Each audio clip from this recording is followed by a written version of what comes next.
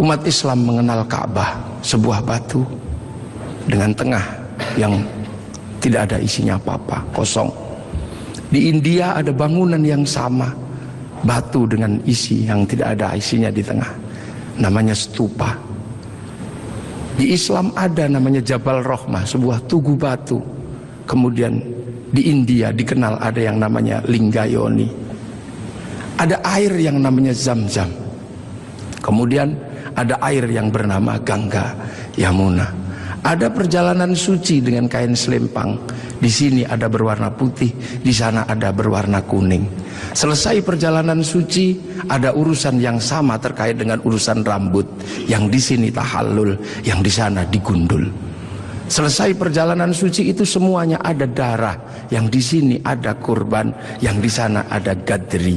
Dan kalau sudah bersujud, meninggalkan hitam 2, yang di sini 2, yang di sana 8. Ini butuh kajian yang sangat mendalam, bahwa ini adalah awal dari yang namanya millata Ibrahim. Kemudian guidance itu bergeser karena Nabi Ibrahim meninggal, diteruskan oleh 2 putranya, yang satu bernama Ismail, yang satu bernama Ishak. Dan guidance itu berubah ketika Ishak punya anak yang namanya Yakub atau Israel, yang punya anak 12 yang kemudian dikenal dengan nama Bani Israel. Dan Bani Israel mampu membangun sebuah guidance baru karena dikasih kitab Injil dan dikasih kitab Taurat. Yang dikasih kitab Taurat bahkan sampai hari ini masih menjadi bagian besar dari umat manusia di dunia dengan agama besarnya yang namanya Yahudi. Yang dikasih kitab Injil masih menjadi bagian besar dari agama di dunia ini yang dikenal dengan nama Nasrani. Punya pusat kota besar namanya Vatikan, dan di sini punya pengikut yang sering dikenal dengan nama Paus Romo. Guidance ini bergeser. Akan tetapi kemudian Allah menunjukkan kembali, ini harus dikembalikan kepada guidance awal, kepada jalur awal. Maka kemudian dilahirkanlah Rasulullah di kota Makkah. Makkah adalah kunci di mana harus dikembalikan kembali manusia kepada Allah. Itulah kenapa kemudian Rasulullah lahir di kota Makkah. Untuk apa? Mengembalikan simbol kenabian dari awal sampai akhir sebagai wujud Khatamul Anbiya wal Mursalin. Makanya ketika terjadi sengketa dengan agama-agama yang sebelumnya, maka kemudian Allah mengukuhkan Rasulullah sebagai penerus guidance kenabian.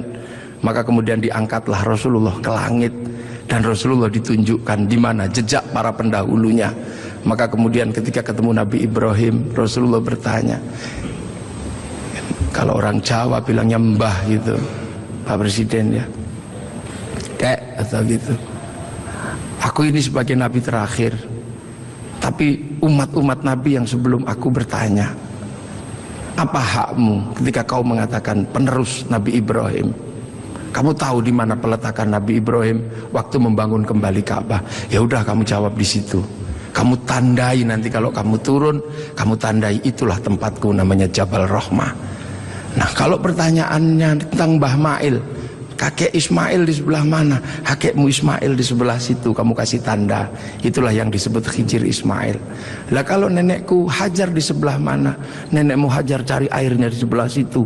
Itu yang satu namanya Sofa, yang satu Marwah. Lah penjenengan melempari setan itu di sebelah mana? Sebelah situ. Nanti kamu kalau turun kamu kasih tanda biar tidak dilupakan manusia. Itu Jamarat Ula, yang itu Wusta, dan yang itu Aqobah. Nah sekarang kalau gitu yang dulu punya Ka'bah ini siapa? Itu kakekmu Adam. Mumpung orangnya masih di situ, kamu tanyalah, Mbah, apa itu apa? Ka'bah itu dulu aku khawatir, aku turun ke sini takut kehilangan jejakku. Ku kasih tanda dan disebut inna awwala baiti wudi'a lin-nasi lalladzi bi Bakkata mubarakah. Nah kalau Jabal Rahmah itu apa? Kayak kalau bahasa kita, waduh kalau itu saya tunggu I love you ku sama nenekmu Hawa. I love you ku di situ kita tanda. Pokoknya kalau kamu nanti turun jangan kamu lupakan, kembalikan seluruh jejak kenabian. Maka semenjak itu kemudian umat Islam bersama Rasulullah diperintahkan untuk beribadah haji. Nah inilah makanya kalau ada pertanyaan besar, kenapa Rasul tidak lahir di Jakarta? Kenapa Rasul tidak lahir di mana? Karena Rasul adalah khatamul anbiya wal mursalin, dan jejak kenabian yang mengarahkan kepada Allah ada di Makkah dengan situs tertuanya adalah Ka'bah. Pemahaman tentang Rasulullah lahir di Mekah ini juga akhirnya menjadi kunci. Kunci apa? Kunci bagi kita semua bahwa kita bukan orang Makkah, kita orang Indonesia. Rasul di Makkah, Rasul ini lahir di Arab. Maka kemudian pelajaran Islam pertama didedikasikan untuk mengajari orang Arab agar kembali kepada Allah. Dan Rasul tidak pernah kemana-mana. Rasul mengajarkan Islam hanya sampai di kota Madinah. Setelah itu dalam waktu 22 tahun Rasulullah meninggal. Nah, memahami Rasul yang lahir di Mekah adalah menjadi tonggak. Lantas bagaimana bisa Rasul yang ada di Makkah bisa sampai ke Indonesia ajarannya, dan 90% penduduk Indonesia mengikuti Rasulullah Muhammad sallallahu alaihi wasallam. Ini